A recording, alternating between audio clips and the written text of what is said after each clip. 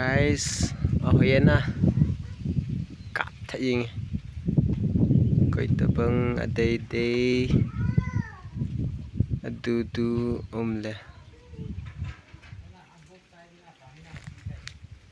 Gelmol quan hung thiếu he L.Gelmol cặp hồi thi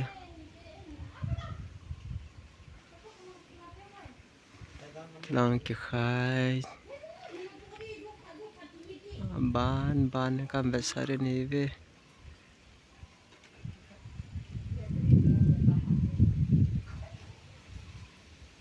zong ba kia khai sâu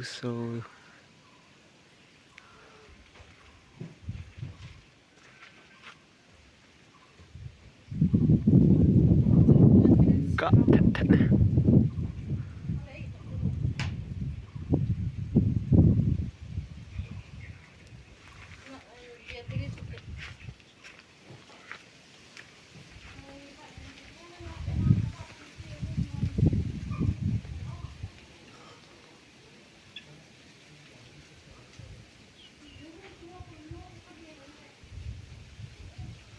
Oi thei vale